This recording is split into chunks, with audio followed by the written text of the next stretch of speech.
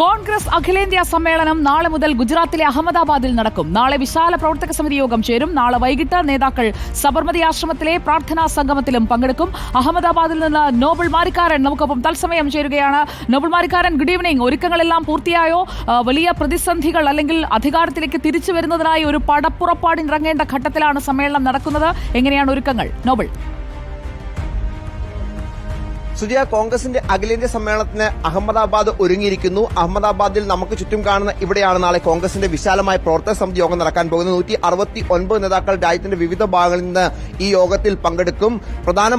പ്രധാനപ്പെട്ട പല തീരുമാനങ്ങളും ഈ യോഗത്തിൽ ഉണ്ടാകും എന്നാണ് പ്രതീക്ഷിക്കപ്പെടുന്നത്. പ്രത്യേകിച്ച് പല സംസ്ഥാനങ്ങളിലും, കേരളം അടക്കം പല സംസ്ഥാനങ്ങളും നിയമസഭാ തെരഞ്ഞെടുപ്പ് വരാൻ പോകുന്നുണ്ട്. അത് മാത്രമല്ല 2025 എന്ന് പറയുന്നത് കോൺഗ്രസിനെ സംബന്ധിച്ച് ഏറെ പ്രധാനപ്പെട്ട മാറ്റങ്ങളുടെ വർഷമാണ് എന്നാണ് നേരത്തെ തന്നെ കോൺഗ്രസ് വ്യക്തമാക്കിയത്. അതിന്റെ അടിസ്ഥാനത്തിൽ അടിത്തട്ട് മുതൽ പാർട്ടിയെ ശക്തിപ്പെടുത്തുക എന്ന ലക്ഷ്യത്തോടുള്ള തീരുമാനങ്ങളായിരിക്കും കോൺഗ്രസിന്റെ ഭാഗത്ത് ഉണ്ടാവുക. ഡിസിസികൾക്ക് കൂടുതൽ അധികാരം നൽകുന്ന അടക്കമുള്ള കാര്യങ്ങൾ പരിഗണനയിലുണ്ട് എന്നാണ് വിവരം ഉള്ളത്. അതോടൊപ്പം തന്നെ നേരത്തെ ഉത്തർപ്രദേശിൽ ചുമതലയുള്ള ജനറൽ സെക്രട്ടറി ആയിരുന്നു പ്രിയങ്ക ഗാന്ധി. ഉത്തർപ്രദേശിൽ അന്ന് പാർട്ടിക്ക് തോൽവിയുണ്ടായതിന് പിന്നാലെ വലിയ ചുമതലകളിലേക്കൊന്നും പ്രിയങ്ക ഗാന്ധി വരാത്ത സാഹചര്യമുണ്ട്. അതുകൊണ്ട് തന്നെ സുപ്രധാനമായ ഏതെങ്കിലും ചുമതലയിൽ പ്രിയങ്ക ഗാന്ധി എത്തുമോ എന്നാണ് എല്ലാവരും ആകാംക്ഷ നോക്കുകയും ചെയ്യുന്നത്. മറ്റന്നാൾ പൊതുസമ്മേളനമുണ്ട്. ആ പൊതുസമ്മേളനത്തിൽ വിശാലമായി തന്നെ നേതാക്കളും പ്രവർത്തകരും പങ്കെടുക്കും. 1700-ൽ നേതാക്കൾ പങ്കെടുക്കും എന്നാണ് നമുക്ക് വിവരം ഉള്ളത്. എന്താണെങ്കിലും ഒരു മാറ്റങ്ങളുടെ വർഷത്തിൽ ഒരുപാട് പുതിയ തീരുമാനങ്ങൾ കോൺഗ്രസ് നിന്ന് പ്രതീക്ഷിക്കുന്നുണ്ട്. അത് അടിത്തട്ട് മുതൽ തന്നെ പാർട്ടി ശക്തിപ്പെടുത്താൻ വേണ്ടിയുള്ള തീരുമാനങ്ങളാണ് ഉണ്ടാകാൻ പോകുന്നത് എന്ന് വേണം നമുക്ക് വിലയിരുത്താൻ. നേരത്തെ റായ്പൂർ സമ്മേളനത്തിനൊപ്പം